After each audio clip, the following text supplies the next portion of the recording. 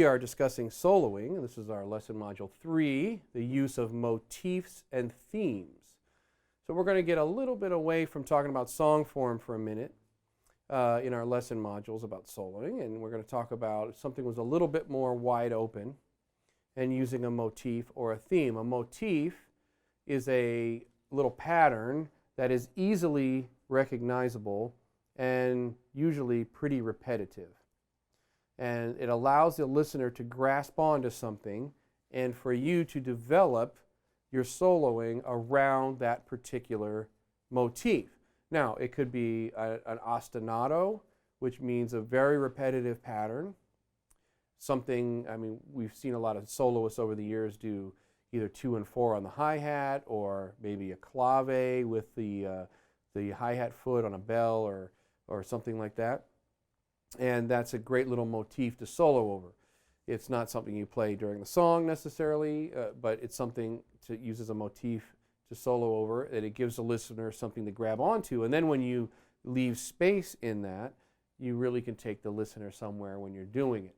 The key to this whole thing is that the solos are in time. I see a lot of guys try to play solos, and it's just, there's no time structure. It's just off and wherever. We don't know where he is. And what happens is he might play the wickedest stuff in the world, but there's no reference to time in what's happening. So I am not excited by it. I'm not released by it. I'm not relaxed by it. I'm not any of those things. The only thing I can do is go, whee, that was fast.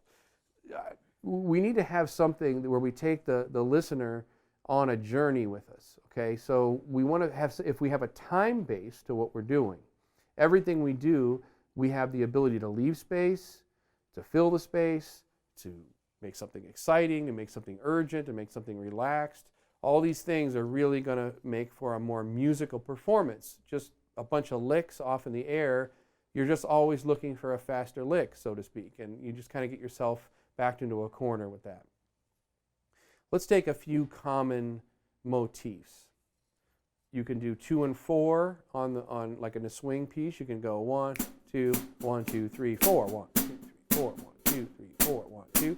Very simple. If you're in 3, 4, you could do the 2 and 3 in 3, 4. A 1, 2, 3, 2, 3, 3, 2, 3, 4, 2, 3.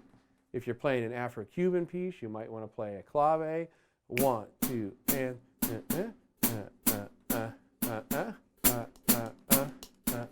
great little motif. I do sometimes the Wiro part. And 1, 2, 3, 1, 2, 3. That's a great little motif to use. All these are great hi-hat foot little motifs to use. And you can combine something with the bass drum foot as well. And then maybe when you take the bass drum foot away, do something else with it. That'll create a little bit of excitement. So let me give you an example, a quick little example of a motif in 3/4. Playing beats 2 and 3 with the foot on the hi-hat, and just starting with a little feathered bass drum note on beat 1. I play it on the auxiliary bass drum, and just start with that as our motif. And then you can see when I leave it, then it creates a little bit of excitement because that downbeat, that 1 left, and when I come back, it sort of relaxes and sort of releases again. So let me just show you that.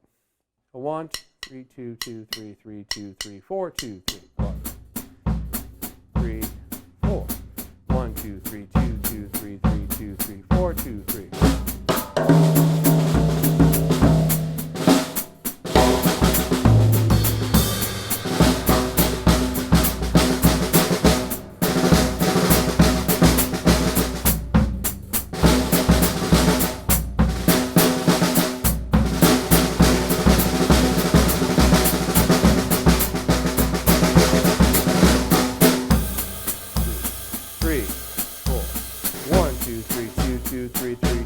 Now, release.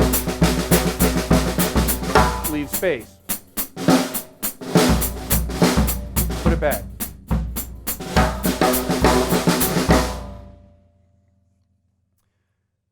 In those different little scenarios, you can see how when I go to play the figures that are connected with the snare, there's a little bit of a, oh, what's going on, you know, and then it releases back, and then when I started to play it again, it settles, and all those little things that I can do to the listener with something so simple. But it's conceptualized and it's music.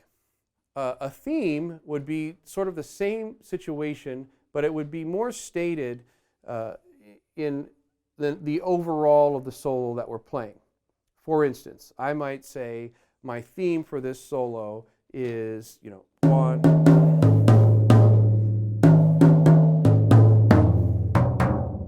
A simple little tom theme like that.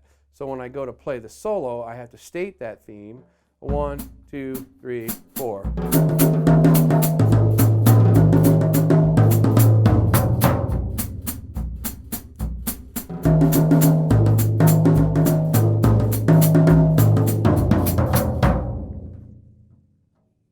It could be improvisational. It doesn't have to be the exact same thing.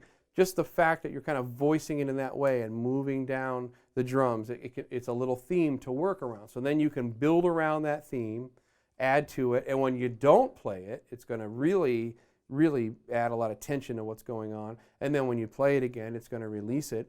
There's other tricks to it, like maybe taking the theme and changing the subdivision of it. So it's the same movement, but it's in a different subdivision. So instead of going, maybe it was going a 1 and 2 and 3 and 4 and da da da. The next time I play it, it's a 1 triple 2 triple da da da da da da da da, or 16th 1 e da da e 3 and be able to just change the theme a little bit with an energy and relaxation, with just changing how the subdivision works within the theme. So let me just perform a little bit of a solo here that has a motif in it, and then start to use a little bit of a theme inside of it, and you can see how I would take two little concepts like that, a motif and a theme, build on them and work through them and really try to create something that's more musical and takes the listener somewhere during our solo. Here we go. A 1, 2, 3, 2, 2, 3.